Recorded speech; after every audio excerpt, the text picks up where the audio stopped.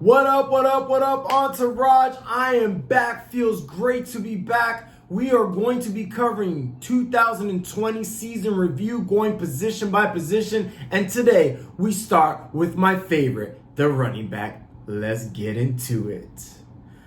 Well, Entourage, as you can tell, I'm in a new studio, apartment. I just moved. That's why I kind of been on a hiatus. The holidays, the fantasy football championship, bets, DFS, all that good stuff. But I'm back. It feels good to be back. I'm going to be bringing you more content as we get into the playoffs. I'm going to be continuing doing DFS and bets. Have a special promotion for you guys. Make sure you stay tuned to the end. But today, we're going to be doing a season review beginning with my favorite position, the running back. Yes, and what a season it was. We had some breakout players, we had some busts, we had some injuries, we had a little bit of everything. So let's go and break it down. So, as we all know, the top two running backs, consensus running backs pretty much in every league. Wait 1 second here. I'm gonna have a beer with you guys. I don't really drink, but just moved in my new apartment. It's my first video of 2021, and I think it calls for a celebration. No, Medalla is not my sponsor. It's a Puerto Rican beer, but it's pretty good. All right, with that said, there's not much to say about CMC other than, he suffered his first major injury. Do I think it's going to have a significant bearing on his, status, his price or whatever as far as dynasty? I don't think so. I give every running back a pass, and he's one of those players that's really committed to the game. He's really talented. He's still young, so he'll probably still be my number one pick in redraft and dynasty moving forward, just because when he did play, he was absolutely stunning, just like he's been his whole career. So I'm not too worried about Christian McCaffrey. And the same thing with Saquon Barkley. I know it's uncomfortable having an injury 2 years in a row, and he didn't really look that good in the limited time he played, but let's make no mistake about it. In my opinion, he's still the most talented running back in the NFL, and the first injury was a high ankle sprain, and he did come back, and once he got, things going, he finished off strong in the 2019 season. 2020, he suffered an ACL, which is in no way related. So I do give Barkley a pass. My criteria for being injury prone is if you suffer two or more of the same injury, or at least the same leg. But let's face it, guys, pretty much every NFL player suffers an ACL. So I'm not going to hold that against Barkley. Now, if he gets injured next year, we are done. We are completely done. So I'm going to give Barkley a pass, and he probably still will be my second pick in 2021 and Dynasty moving forward. I know it's probably shocking because I'm Mr. Injury. I hate injuries, but when you're that talented and when they're not related, I am going to give Barkley the pass because, again, he's another player. He's got the character, he's got the attitude, he's got the love for the game, he's got the talent. He checks all the boxes, So that's why I'm going to give him a pass. Now, the number 3 running back chosen in most drafts, according to ADP. Now, some people might have gone Dalvin Cook here. Some people might have gone Alvin Kamara. But the general consensus was Zeke.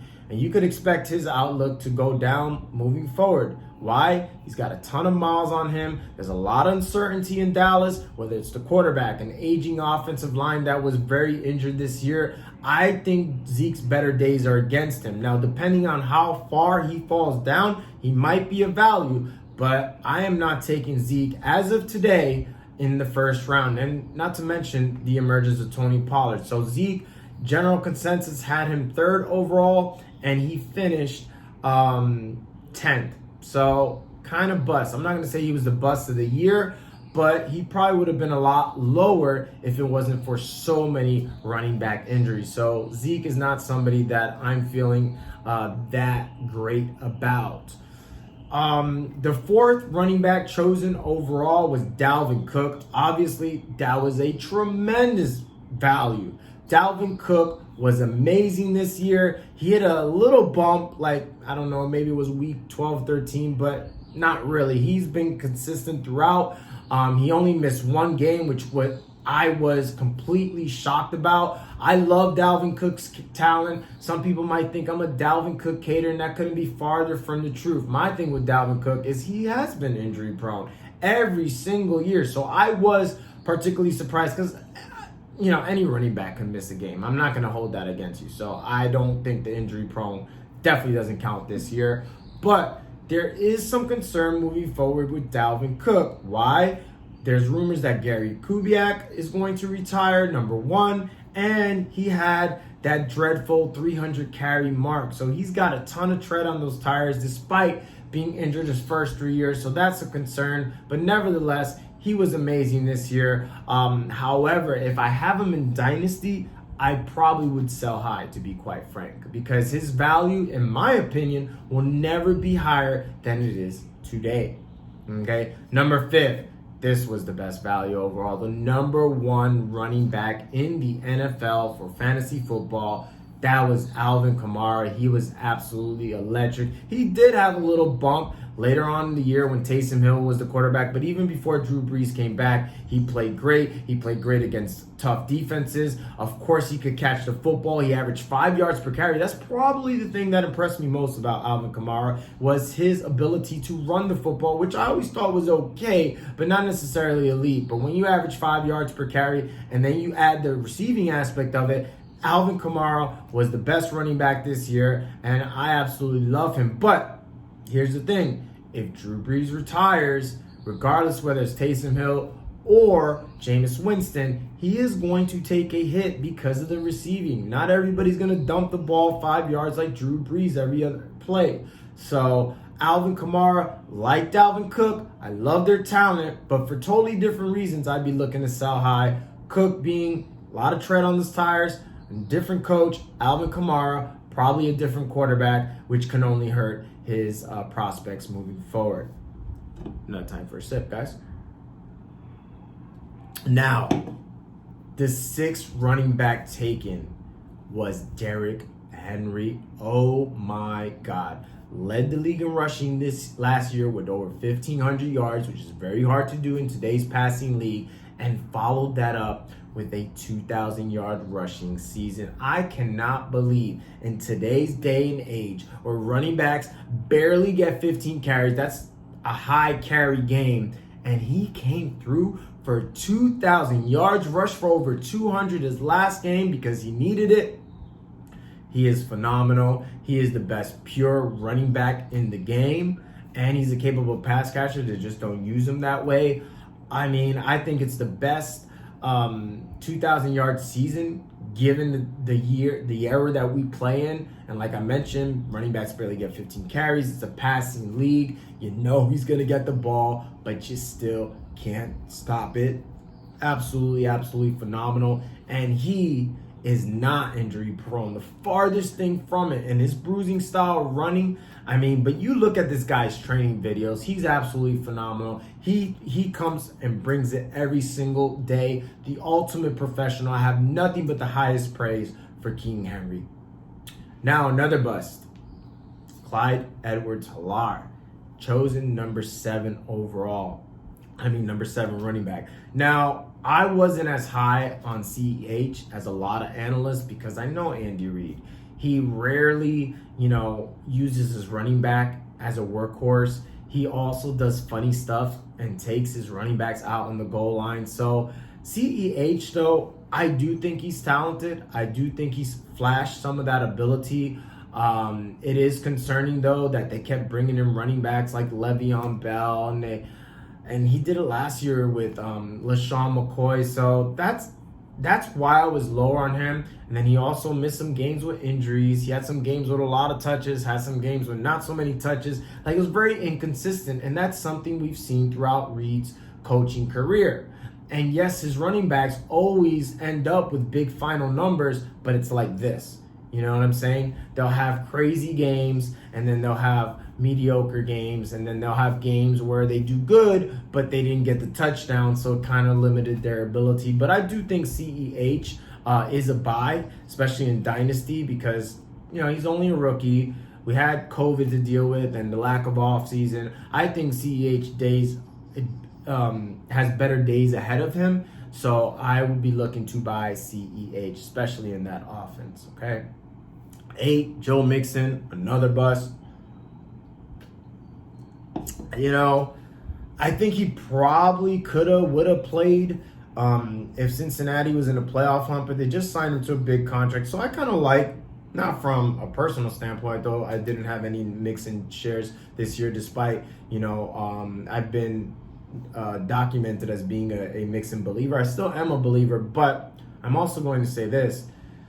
The injuries are a concern. They're piling up. He hasn't had, unless you consider this a major injury, but like I said, I think a lot of it had to do with Cincinnati being out of playoff contention. I think maybe he would have played, but it is becoming a concern.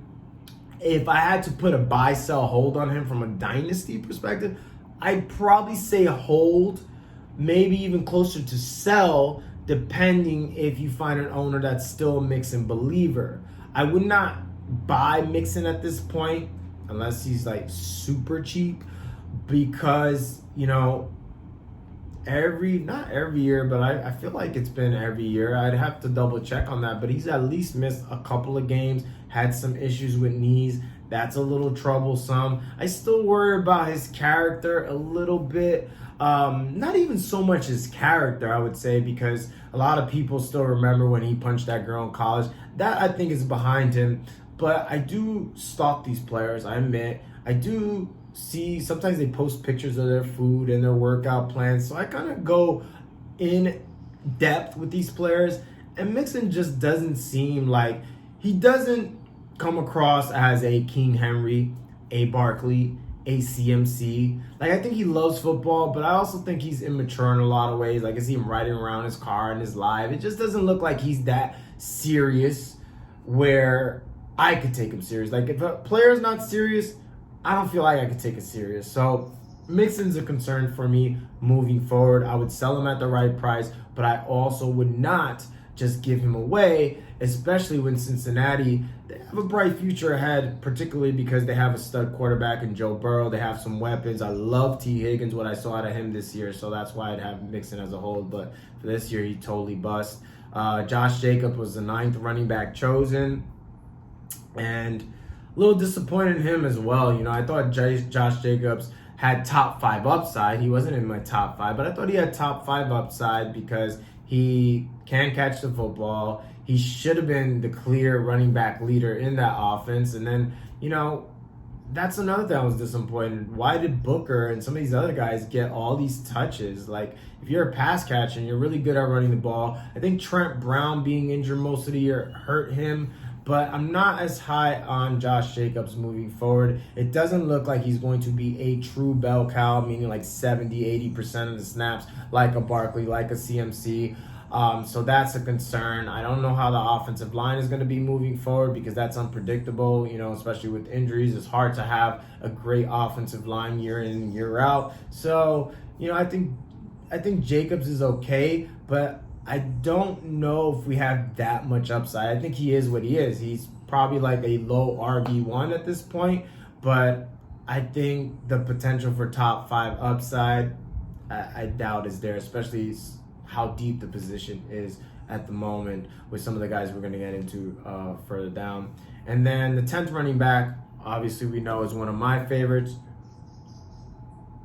is Nick Chubb. It's weird because I think Nick Chubb exceeded most people's expectations. I think, admittedly, I expected a little more. I expected probably closer to Dalvin Cook last year, 2019, which wasn't as good as Dalvin Cook this year. He did have, those injuries late in 2019. So I expected something like that. I'm not going to blame Kareem Hunt because Chubb still got a lot of touches. So as far as volume, I told everybody he's going to get at least 20 touches. He did. But I thought he would get at least, I assumed like everybody else, Kareem Hunt would be the primary pass catcher. That's fine. But I thought Chubb would do a little more. But they just don't use him that way. They just don't. But nevertheless, he was a top 10 running back in points per game. He still ended up being one shy of an RB1 despite missing 4 games. So I still think he's about as safe as pick as you could go because even though he missed games, he came back. He was just as strong, if not stronger. We saw Kareem Hunt is not as big a concern like everybody thought, which is something I predicted. But I love Chubb. He'll probably still, again, be a top 5 pick for me just because of the consistency, just because of the the reliability, the talent, all that is in there. But, I really wish Kareem Hunt would get out of the way for him to truly live up to his expectation because he's a great pass catcher as well. Miles Sanders, a lot of people are high on him. He's another player I wasn't as high on because I always saw him as injury prone. I know he only played 1 year, but he looked like one of those players. He was injured in college. He always seemed to be nicked up. Even if you don't miss games, I don't like players that are always on the injury report. You know what I'm saying? Even if you play through it, because that gives you more likelihood of, getting injured again. So he was injured again, had the consistency issues, and he's not built to be a true workhorse. Philly, surprisingly, that was the other reason I was scared, is Doug Peterson's always ran a committee. Finally decided not to run a committee, and Miles Sanders is just not built like that. He's not built for those 20, 25 touches. Now, you saw that his best games came when he broke out for big plays. He didn't have that many touches those games. So I don't think he's a 20-carry guy. I think he's a solid running back, but I think he's more better off you have him as your RB2 with upside, and there's still going to be injury risk with that. So he's going to be probably a hold. He's in that Mixon area where they looking a little injury prone. They still got a ton of talent that could turn around. So you don't want to just sell them off short. But at the same time, I wouldn't be buying unless it's a heck of a discount. Austin Eckler, he kind of fills in that mold as well. Now, if you guys remember, the 3 biggest concerns I had at running back were Miles Sanders, Austin Eckler, and Kenyon Drake, who I think is next. Yeah, it's funny. Actually, those 3 guys ended up being there and ended up getting picked, consecutively. And I had them grouped together that way. They were my biggest concerns. Austin Eckler, my biggest concern was that Phillip Rivers is no longer there. Kind of like with Drew Brees and Alvin Kamara. I think we can see a similar dip in Alvin Kamara. And then, of course, Austin Eckler suffered a really bad injury. Now, I like Austin Eckler. I'm going to say I like him more than I like Miles Sanders. And definitely Kenyon Drake, poof, be gone. If he didn't tear it up this year, I think Drake, peaked 2019. He got really consistent, was scoring like a touchdown every game in the middle towards the end of the season, and then he kind of fell, short at the end of the season. Just like that whole Arizona Cardinals offense, including Murray and D-Hop as well, they weren't really consistent towards the end.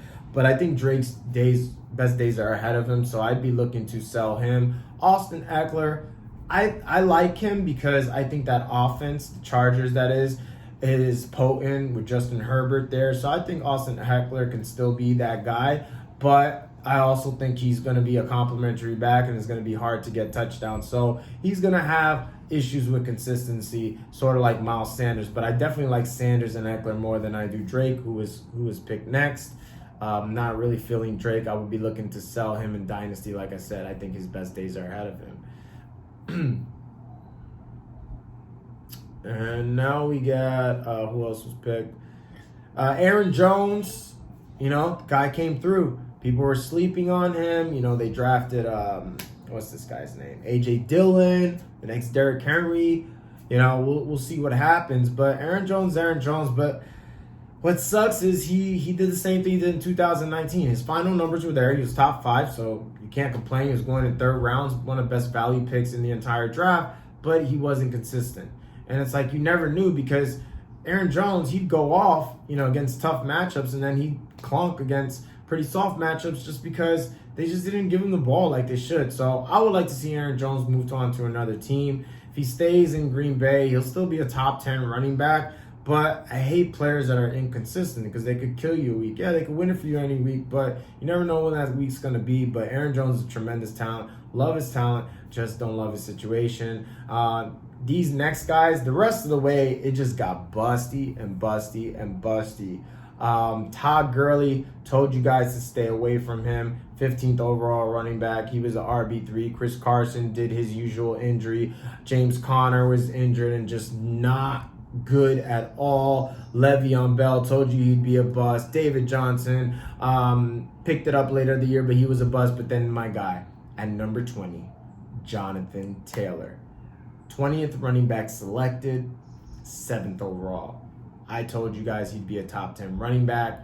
I got a lot of flack for saying that, but we saw talent over everything. Talent meets opportunity. And, one of their best offensive linemen, their left tackle, was out for maybe, I don't know, close to half of the year or something. He still did his thing. He's a pass catcher. And I was worried. I'm not going to lie. When he had that game, I forgot who did he bust against. It was either, I think it was Tennessee, where he just had the worst game. I was like, oh shit, this guy might be a bust. He wasn't reading his holes. He looked hesitant, but all of a sudden, that switch came on. It came on. Like Henry, he ended the year, even though it didn't count for most fantasy leagues, with 200 plus yards. This guy is a monster. Can't wait to see him in the playoffs. Jonathan Taylor, my favorite running back in this draft. And he certainly lived up to expectation. Melvin Gordon picked it up later on in the year, was okay. I was kind of in the middle with him, So he did decent. I never saw him as a threat to be an RB1 like some people, and he was what I thought he'd be, an RB2. So not much to say. Leonard Fournette, I thought once he moved to the Bucs, he could get it together, but Leonard Fournette, it's not looking good for him. It's hard for running back, to bounce back. They usually don't get better, they get worse. So that's why I'm not really feeling guys like Zeke and Kenyon Drake and probably Raheem Mostert, who we'll get into in a moment here. That's our that was the 23rd running back selected. Suffered injuries. He's not a big guy. He hasn't been the guy ever in his career. He was a late bloomer. San Francisco can't really trust their running backs because anybody they put in there tends to do well. We saw with Joe Wilson. McKinnon had his glimpse. A lot of people were high on him. Told you to stay away from him. A lot of guys have told you to stay away from. So it's not always about picking the right guys. It's also avoiding certain guys. Mark Ingram was another one that was picked. I told you guys to avoid. Some rookies I thought would do better. We saw Cam Akers come on late. We saw J.K. Dobbins. Give me one second. J.K. Dobbins, I thought would do a little better, but I think the main thing with him, he's somebody I love moving forward. If you could get him, even you'll probably have to pay a little bit, but it's still not going to be lower what his potential is. Now, I am a little concerned, not a lot concerned, because Lamar Jackson doesn't throw the ball to his running backs, and he also runs the ball a lot, but this guy is so talented. He's not going to need a lot of touches to get it done. As we've seen, he's ultra efficient. So I do like J.K. Dobbins moving forward. I do like Cam Akers. I like Jonathan Taylor, Antonio Gibson, and J.K. Dobbins more because I think they're more talented. I think Cam Akers is going to need more volume to get it done, but he should get the volume. Hopefully he can stay healthy. We don't know. That wasn't really an issue in college. Kareem Hunt was the 27th running back chosen, finished number 8th. Can't be mad at that. But he falls into that Miles Sanders, Austin Eckler, just inconsistent. Even when Chubb got out, didn't fully take over the reins, and it seemed like he was, more dependent on game script. David Montgomery, wow. He was the 28th running back selected, and he finished number 6. Once this guy was given full reign, once Mitch Trubisky became the quarterback, he was getting a ton of volume, running the ball, catching the ball, goal line back, everything you could possibly want. Love David Montgomery moving forward, not only in redraft 2021, also dynasty. He's durable. He's built, his body is built like a running back. He is the perfect buy candidate. I mean, you're not going to be able to buy him low, but if you have him, be thankful you have him. I would keep him. Love David Montgomery. My man, Antonio Gibson, where did he get selected? Antonio Gibson was the 38th running back selected. And that's after he shot up. So if you drafted early, you probably got him. I think one league I got him like 10th round, another league like 11th, 12th round. So if you played best ball and you took advantage of that, you probably got him even later. That's why it's kind of cool. I'm going to be doing more best ball content because I'm really good at predicting those late round league winners. So we'll be covering some best ball content so we can try to get you guys some money. But Antonio Gibson, as you guys know, other than Jonathan Taylor, Antonio Gibson was my guy. Those were my two, of course Chubb, but Chubb was in the upper echelon. But out of the guys that weren't so obvious, even though Chubb got a lot of hate, Jonathan Taylor and Antonio Gibson were my guys. So Antonio Gibson, I didn't even think I thought he had the potential to finish top 12, but man, top 12 in that offense, and he missed a game or two, that's pretty impressive. So I love Antonio Gibson 2021. And of course, Dynasty, you probably could get him at a decent price, similar to J.K. Dobbins, because they show glimpses, but they didn't all the way break out. So I'd be targeting both of those players. So let's see if there's anybody we missed that I think is worth mentioning here. I think we covered everybody that I want to touch on. Deandre Swift finished 20th, which isn't bad. I do worry about him. Again, Deandre Swift is another one of those guys. It's going to be hard to be consistent. He is the best running back in Detroit, but I don't think he's a guy that you give the ball 20 plus times to. We saw he suffered injuries. We saw he was inconsistent. And again, he falls in that Miles Sanders, Austin Eckler type of category where he's going to have some big gains, but he's going to have some clunkers as well. Ronald Jones looked really good. He's clearly the best running back in Tampa. I think they should just give him the reins, but he's gotten better at catching the ball. He could catch the screen pass. He could do something with it. He has good wiggle, great power, but he also drops a lot of balls. And Arians likes playing, a certain style of football where he uses the running back a lot in the passing game. So that's gonna hurt him. But he was a tremendous value, obviously, where you guys got him. Myles Gaskin, wow, this guy looked really good. It's gonna be hard to determine his value because I don't think Myles Gaskin is good enough to hold off another running back, especially if Miami chooses to pick one early. They got a ton of draft picks.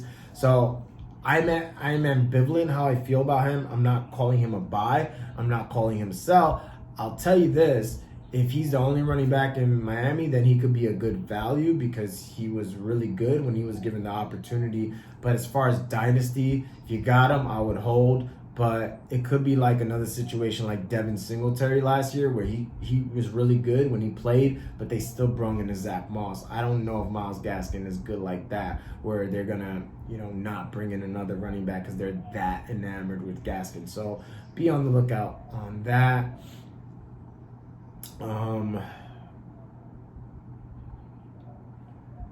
Same thing, Jeff Wilson. He looked good, but I'm not really feeling any San Francisco running back. They like to use a committee, and pretty much anybody they plug in is good.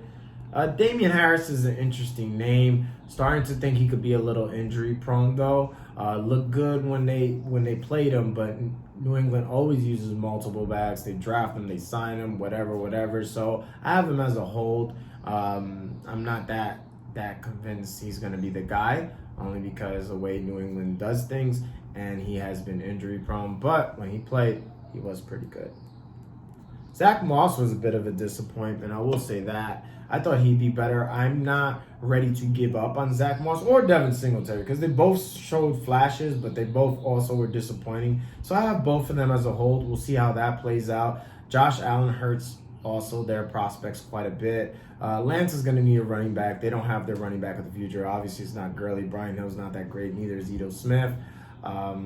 Another team like that is Pittsburgh. They're desperate need. Doesn't look like Benny Snell. Anthony McFarland's still early, but he looks more of a scat, change of pace type of back.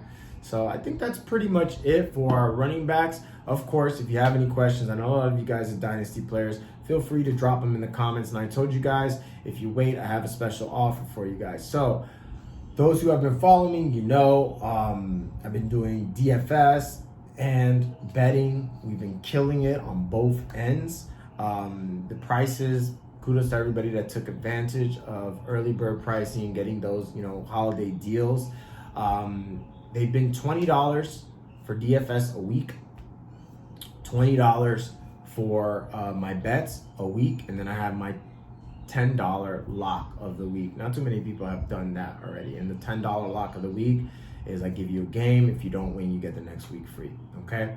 So what I'm going to do with the playoffs, I'm going to offer you guys a killer deal. You see, I do my comparing. I realize I first want to test things out to see if I was any good. DFS, I'm proving obviously the bets was something new. We've been crushing it. And I realized I was underpricing myself, you know, after a while, you know, of consecutive wins. A lot of these sites or whatever, they charge you like $30 for one pick, $100 for one pick. Some Vegas Dave charges $1,000 sometimes for one pick. I'm going to be offering you guys the whole playoffs, which is what, 4 weeks, right? 4 weeks, 5 weeks, because it includes the Super Bowl. DFS and bets for $50. The whole playoffs. People charge that a pick for betting alone. Forget about DFS. I can give you guys the bets and DFS the whole playoffs if you sign up before the playoffs begin. If you wait, so week 2, it's still going to be at least $50, if not more. So it's never going to be less. So it's not like, okay, well, I just want to do this week, I'll pay $20. No. It's going to be $50 or more. That's it. So take advantage, guys. That ends up being like $10 a week for both bets and DFS. You're going to get 5 to 10 bets a week, 10 to 15 DFS lineups per week. No brainer. Make sure you take advantage. Make sure you subscribe to my YouTube. Give a like, comment, like I mentioned, at Fantasy Football Rapper for Instagram, at I am FF Rapper for Twitter. Until next time, guys. Peace. We out.